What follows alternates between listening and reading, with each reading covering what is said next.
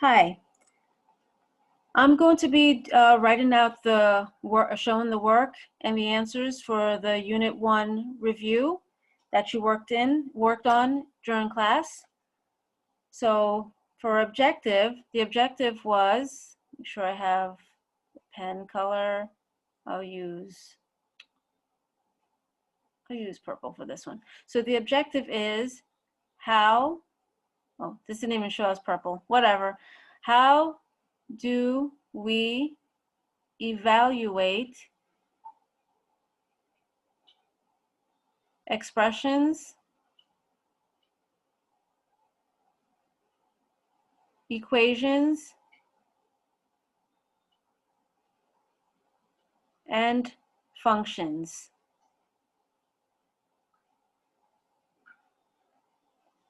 Okay, and the unit topics that we covered, the first one was algebraic and verbal expressions.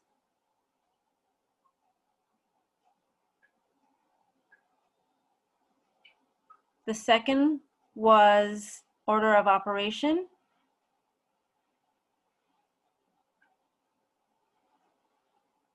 The third one was interpreting graphs.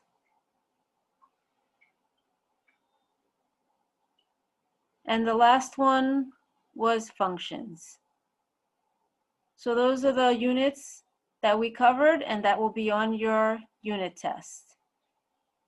All right, so for the first part, oops, pen refused to go down this thing. All right, so we're going to write an algebraic expression for the following verbal phrases. So for the first one, it says 1/2 the difference of n and 3. So 1/2 the difference of n and 3. So we know that we have a half, and it says 1/2 the difference. So the difference is going to be between n and 3. So it would be n minus 3. So 1/2, a half, times n minus 3. Second one, twice the sum of x and 5. We're talking about the sum, so we know that this is going to be added together. So sum, and twice means you're going to multiply twice. So 2 times x plus 5. This one says 7 less than a number, x. When you see this less than, that means you're going to switch the order that they gave it in. So that means it would be x minus 7. So you're taking 7 less than of something that's already existing. All right, next one, 5 more than twice a number, y. So that means twice, you're going to do 2 times a number, which is y, and 5 more, it's plus. So it's going to be 2y plus 5. You add in 5 more to your 2y. All right, so it says, how do we know which operation to perform?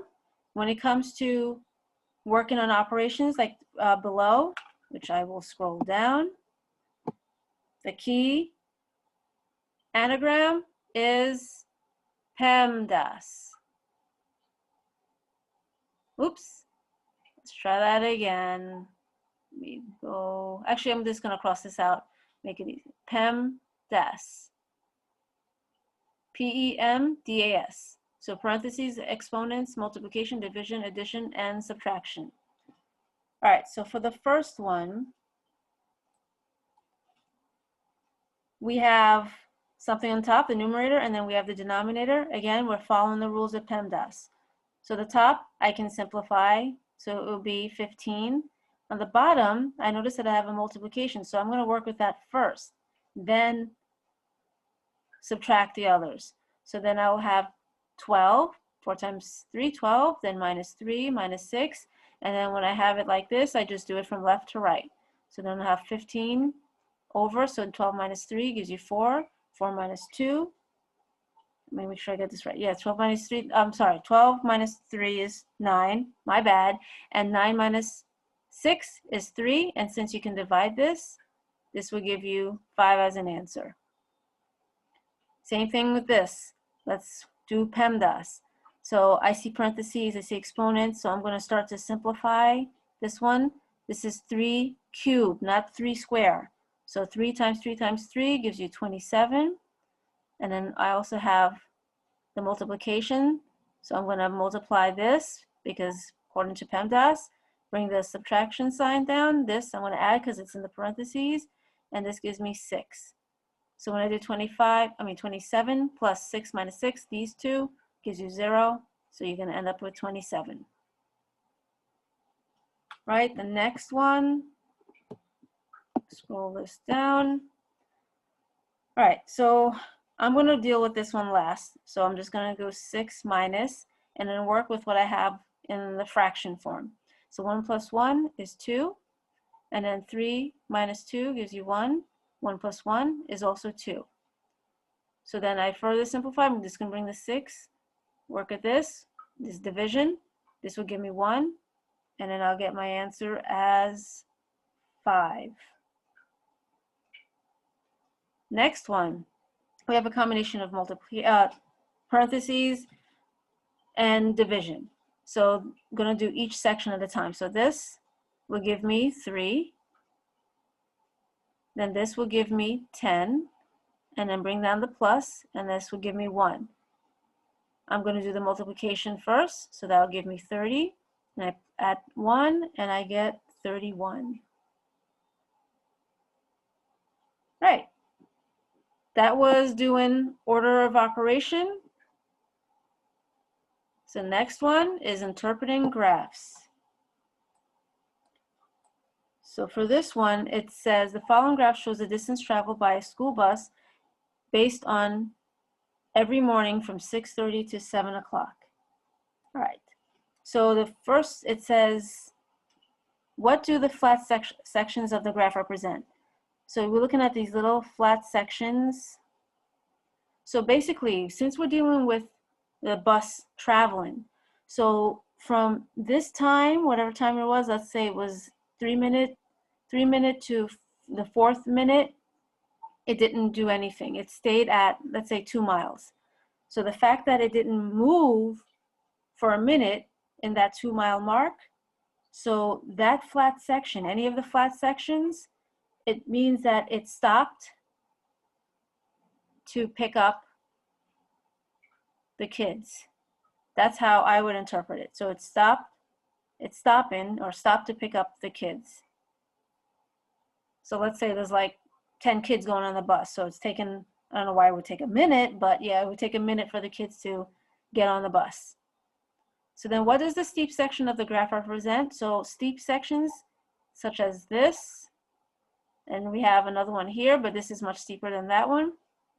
Basically, the steepness, and if you're dealing with distance and time, that means the speed. So the steep sections mean speeding. So the bus is going faster to its destination. So the steeper the graph, with distance and time, that means it's speeding.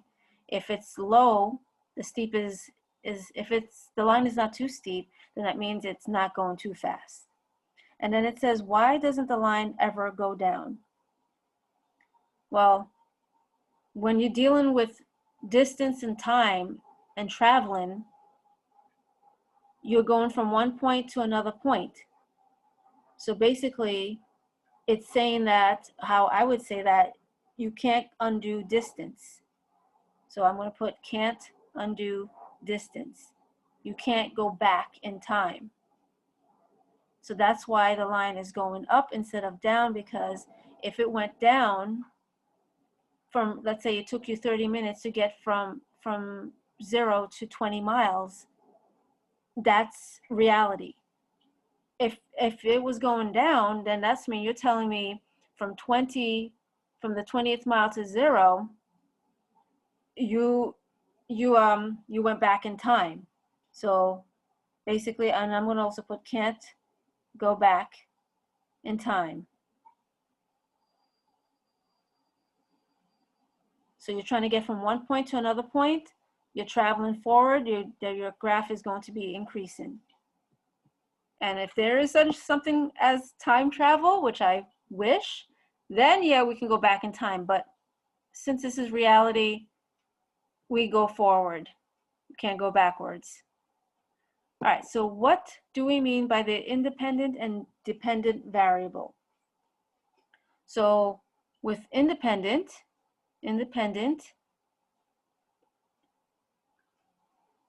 is subject to change. So I'm going to put subject to change.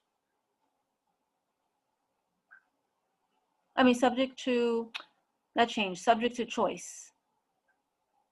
So you choose whatever independent variable, and it's going to, I don't want to make this confusing, I just keep it simple. So the independent is subject to choice. So you choose your x. You choose your x value in order to get a result, which is your output, which is going to be your dependent value. So your dependent value, variable, is change. It will change based on the independent variable. I'm going to abbreviate it, IDN, and then variable.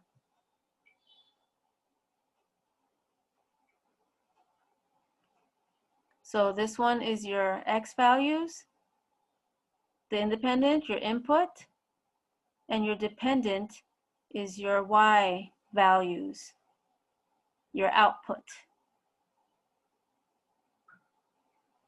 All right, so now we have examples based on independent and dependent. It says identify independent and dependent variables for each relation. So it says increasing the temperature of a compound increases the pressure. So that means when you increase the temperature, the pressure will be affected. So that means the independent is the temperature, and the dependent, so DEP, which I abbreviate, is the pressure. Next one, Eliana's cell phone is part of a family plan. If she uses more minutes than her share, there are fewer minutes available for the rest of the family. So our independent, I'm going to put independent and dependent. Our independent will be the minutes. So it's based on how many minutes she uses.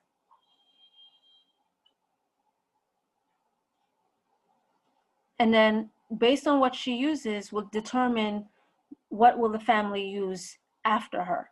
So then that means the dependent is, I'm going to put the cell phone, let me see, should I put the minutes left?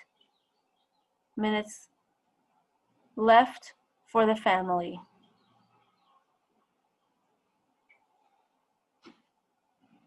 So let's say the plan, you can have like, you have, not 50 minutes. Yeah, let's say 50 minutes. And she used 40 minutes. That means the family is only going to use 10 minutes. That's what they have left. So her minutes, what she uses is the independent. Now it says Emmanuel is buying concert ticket for him and his friends. The more tickets he buys, the greater the cost. So if he buys one ticket, let's say one ticket is 15. If he buys 4 tickets, then he's going to be paying $60. So then our independent is the tickets, the amount of tickets, and the dependent is the cost. All right, so that's independent and dependent. Now we're going to go on to the graphs where we're actually interpreting them. So we have the first one, the graph represents distance the track team runs during a practice. So you have to describe. So I would say, okay, like the team runs for 30 minutes. So that's this portion with a slope, and then stops for a water break.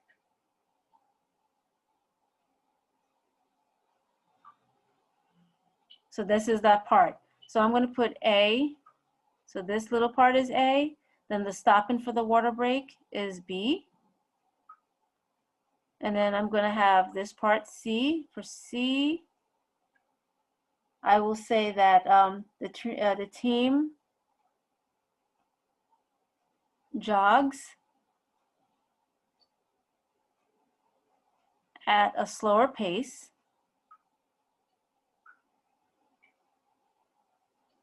Okay. And then I would put this as D. The team jogs at a slower pace. Then for D, I would say the team is reaching their destination. The team is reaching their destination and slowing down.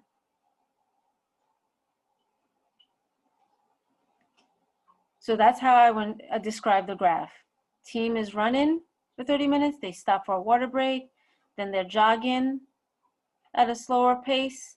And then this one is not as steep as this. So I would say that they are about to reach their destination and they're slowing down. Like I would say, yeah, cooling down a bit, cooling down to get to their destination. So that's how I would describe that. For the other ones, I'm just going to, if I look at this one shows the sales and time. The graph represents revenues generated through an online store.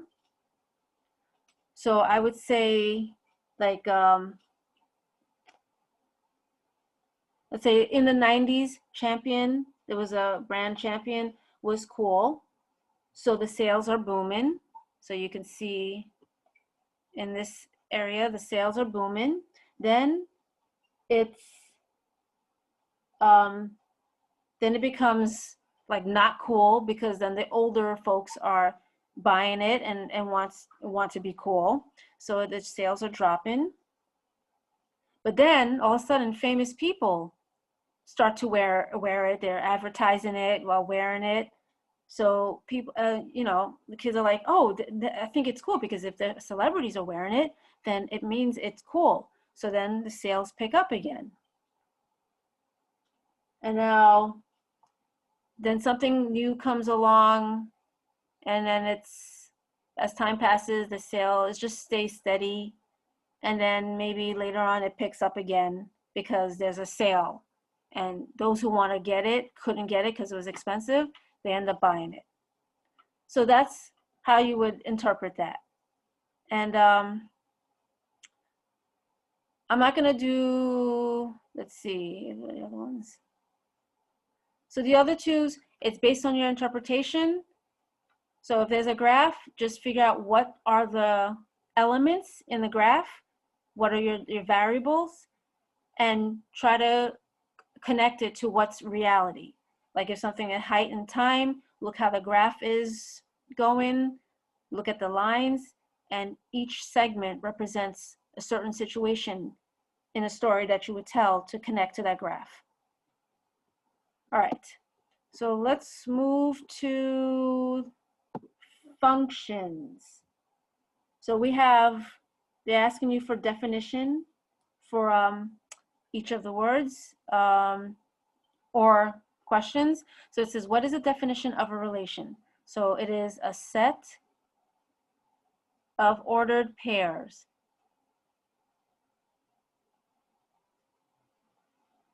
What is the definition of a function? A function is a relation with exactly one input for each output.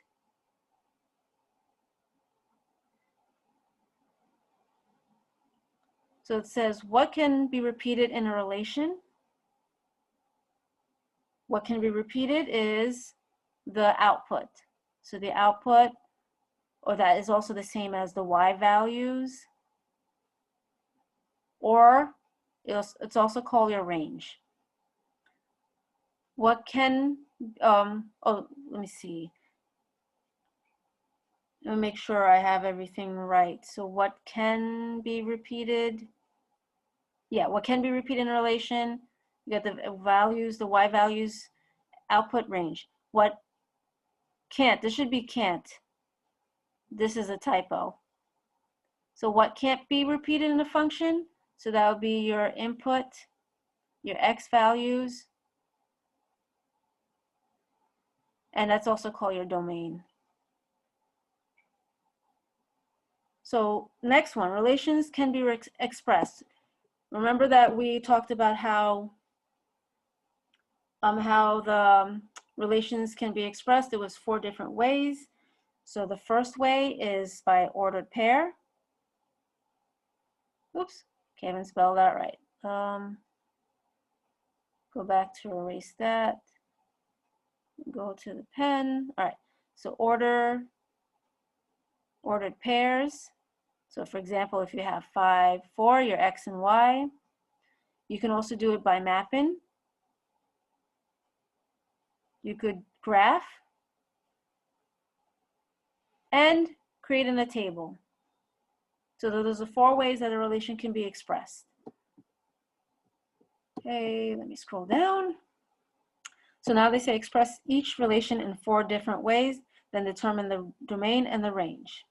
All right, so for this one, we have the ordered pair. Then I'm going to do the table.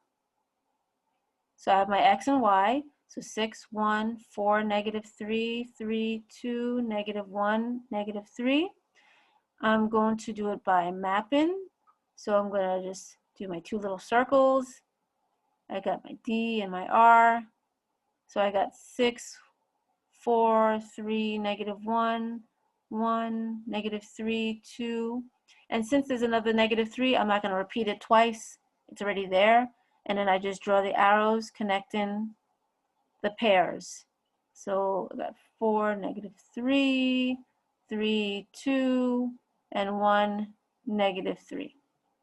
That's mapping. And then, of course, by graphing. So 6, 1, 2, 3, 4, 5, 6, and then 1, 4, -3, 3, 2, -1, and -3. Right. And the domain, which I already specified, was 6, 4, 3, -1. And my range is 1, -3, and 2. I'm not going to put -3 twice. It's understandable that there's 2 of them. There could be like 5 of them. You don't need to write it 5 times. All right, the next one, same thing. We have the ordered pair. I'm going to graph first. 1, 2, 3, 4, -3, 1, and 3, 7. So this was 4, 5, 6, 7, -2, 2, -2, and then 1, 5. Okay, so now I'm going to do my table. So I have 4, -3, 1, 3, 7, -2, 2, -2, and then 1, 5. And then I do my mapping. So I got 4, 1, 7, 2, and then there's a 1 twice. And then I have -3, 3, -2, and then I have 5. So I'm just going to connect by drawing an arrow. And 7, -2, 2, -2, and then 1 and 5. So all of this is my domain, all those numbers, and this is my range. And by looking at this, you can tell this is not a function because look at that, 1 has 2 y's. There should be 1 y for every x. So in this case, this wouldn't be a function. So I'm just going to put not a function. And then if you did the vertical line test on the graph, notice that the line would hit this point twice. It should only hit it once. So that tells you also that it's not a function. Okay, so now we want to express the following relation as a set of ordered pairs. So again, your ordered pairs is your x, y. Your domain is x, your range is y.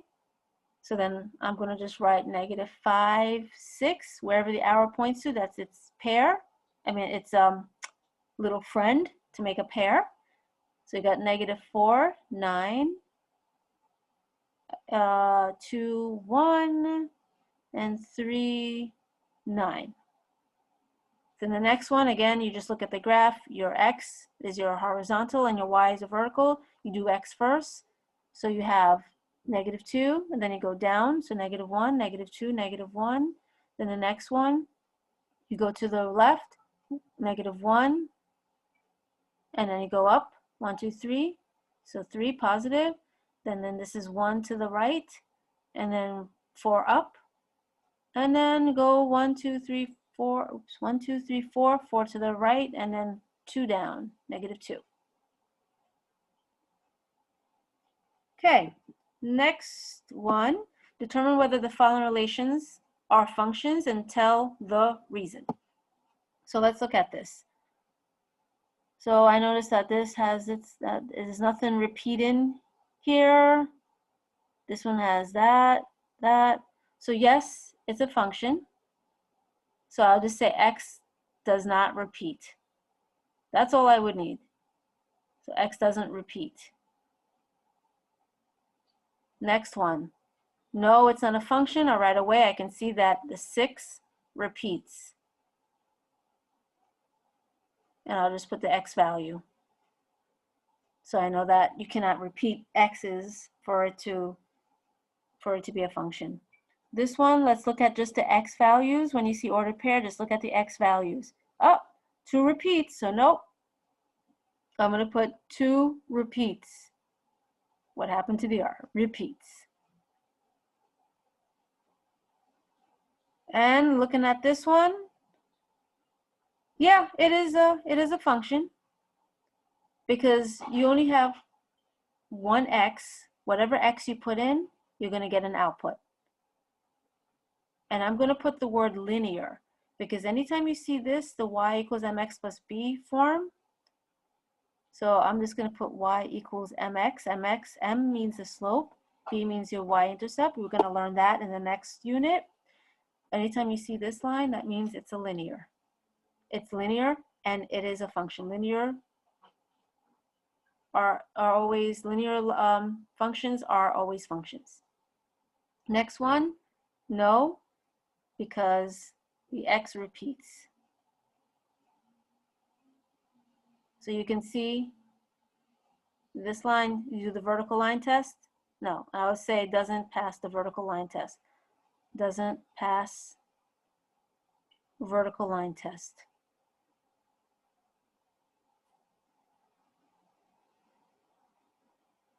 Next one, yes, it is. Passes vertical line test.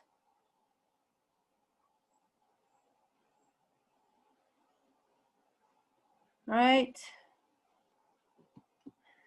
Almost towards the end, hopefully. This one, yes. And I put passes vertical line test.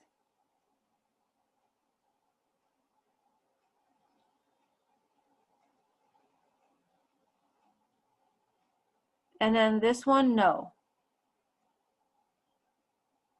Doesn't pass vertical line test.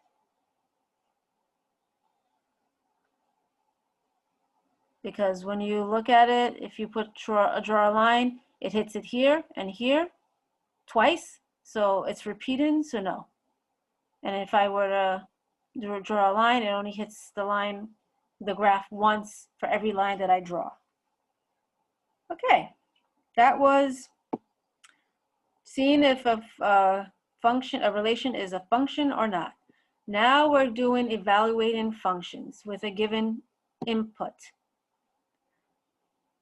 Okay, so let's say they gave us the function, and remember function, if you see f of x, that is a function. That's the notation for it. So it says 6x plus 7, and they want us to find f of 3, negative 3. So I'm going to put f of negative 3 equals, so wherever there's an x, I'm replacing it, or we call it substitution, substituting negative 3 for it. So I'm going to do that. This gives me negative 18, then plus 7, and then I'll get negative 11 for that. All right. And I should write it as f of negative 3 equals negative 11. So I should write it like that. The next one, 37. So this says f of m. Okay, we don't have a number, but we have a letter. So that means wherever there's an x, we're replacing it with an m. So we see that x, so I'm putting an m plus 7. So then my answer is f of m equals 6m plus 7. Okay, next one. We're going to replace this with in here. So f of r minus 2 equals 6 times r minus 2 plus 7. We do the distributive property. So I'm going to rewrite this here. So 6 times r, 6r, 6 times negative 2, negative 12 plus 7. And then we're going to simplify, combine like terms. So that will give us negative 5. So f of r minus 2 is equal to 6r minus 5. Now we have g of x. We need to find g of 5. So wherever there's an x, we're replacing it with a 5. So then this is 5 squared minus 4. Simplify, this gives us 25. And then g of 5 is equal to 21. Okay, and let me scroll this further as much. So I'm towards the end. All right, the next one, I have that? Yeah. So this one is a little bit complicated. So this is what you would do. We have g of x and we have x squared minus 4. So first, let's focus on this. So wherever there is an x, we're putting it with an a. So I'm going to put g of a plus 7. That's what we're working with. I'll tell you what we're going to do with the 9. So we're working with this first. So wherever there's an x, we put an a. So a squared minus 4, because that's what the function is. And then we just bring down the 9. We have the function, deal with the function, and then whatever was attached to the function, we just carry it down to once it's been substituted, and then we work off from there. So then we continue. This would be a squared. We simplify or combine like terms, and then that's our answer. So it's g of a plus 9 equals a squared plus 5. I know this one is a bit tricky. So remember, you have a combination of terms like that. You see one that's a function, written in function notation.